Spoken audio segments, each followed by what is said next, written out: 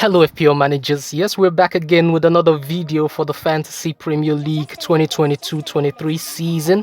It's the Game Week 3 preview, and on this video we're going to be taking a look at how well we did in Game Week 2, as well as our transfer plans for Game Week 3, our team selection and captaincy for Game Week 3. If you're just coming across the channel for the first time, please like this video and subscribe. We're trying to hit 400 subscribers as quickly as possible. We're almost there, so help a brother out. Click that red button and let's get straight into business. So this is how we lined up for Game Week 2. We went with the same formation, the same lineup that we had in Game Week 1. We didn't make any transfers. The only thing we did was switch the captaincy from Salah to KDB, and KDB came in clutch with a huge 28-pointer, which really raised our ranks up.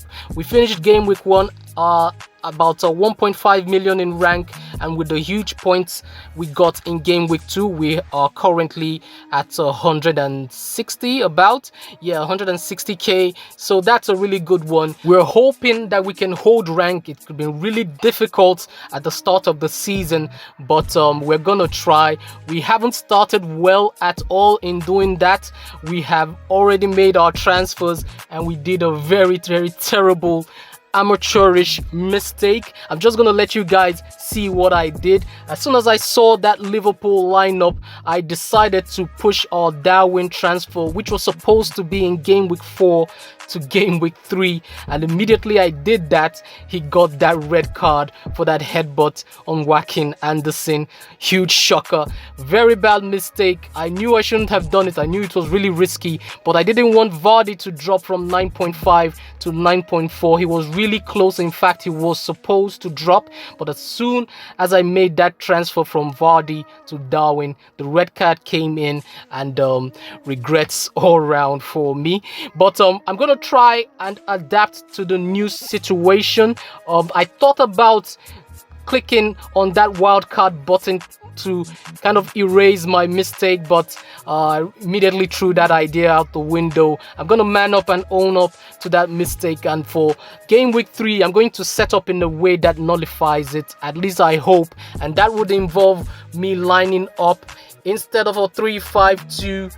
I'm going to be lining up in a 5-4-1 formation, and this is how we're going to go for Game Week 3. We're going to have Ramsdale in goal, of course, Walker and Cancelo, Trent, and Neco Williams and Patterson, who are going to be facing each other in Game Week 3.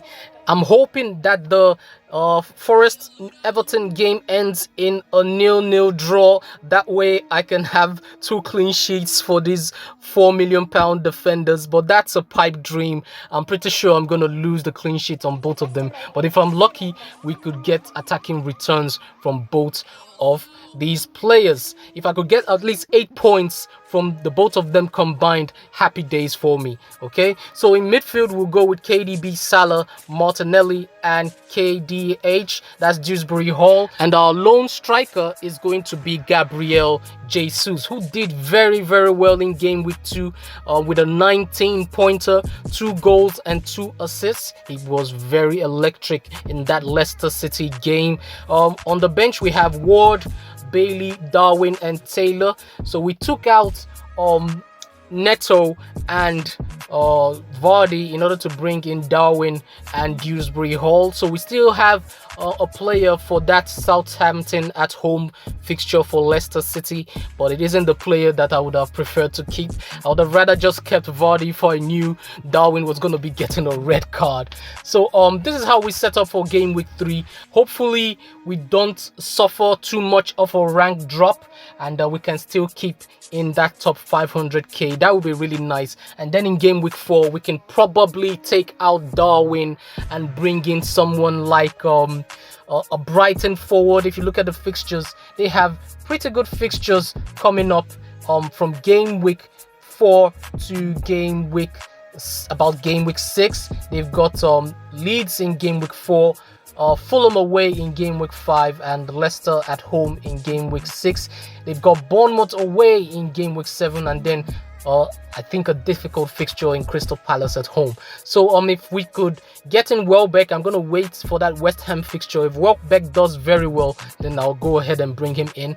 But I'm leaning more towards Ivan Toney, who's got Everton at home, Crystal Palace away, Leeds at home, and Southampton away between game week 4 and game week 7. He already had 2 assists against Manchester United, and I think the upcoming fixtures are gonna be a bit easier for him, and he's gonna get in a few attacking returns while Darwin Núñez is absent due to his suspension. Okay, so these are the attacking players that I'm thinking about.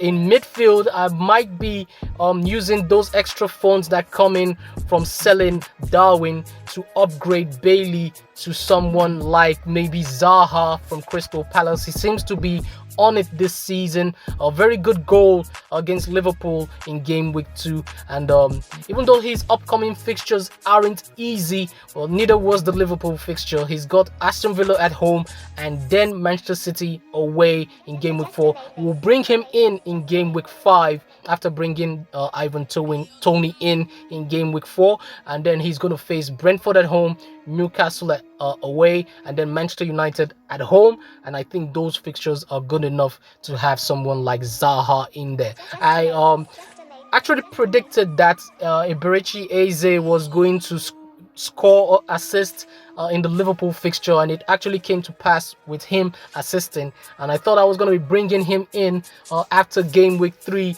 but I think we can do better with those funds by upgrading to someone like Wilfred Zaha. So that's our thinking right now for transfers after game week 3. As for our captaincy picks, if you look, we actually planned to captain Salah in game week 1, which was a success, and Kevin De Bruyne in game week 2, also a success.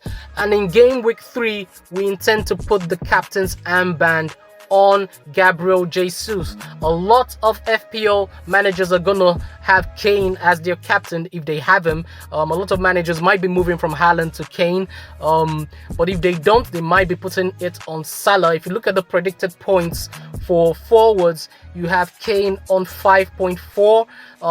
Haaland is predicted to score 5.6. He's facing Newcastle. So there are better assets to have the captain's armband on, but I don't have Kane, I don't have Haaland. I do have Salah, but I would prefer to go a bit differential with a player who's actually on form right now in Gabriel Jesus. He keeps scoring goals. He didn't have any against Crystal Palace in the away fixture in game week 1, but after seeing what Manchester City were able to do against Bournemouth, I do believe Gabriel Jesus will be able to get in some points. So we're putting the armband on Jesus, and then in game week 4 we're going to probably leave it on Salah because he's going to be at home to Bournemouth once again. So we are really targeting Bournemouth at the start of the season for points.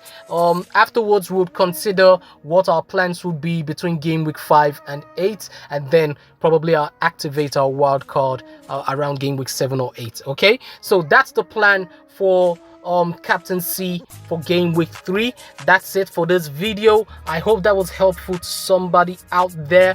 Look out for our video dropping tomorrow for our predicted players to score points in game week 3. And if that'll be all, I'll say cheers, FPL wisely, and I'll catch you guys on the next one.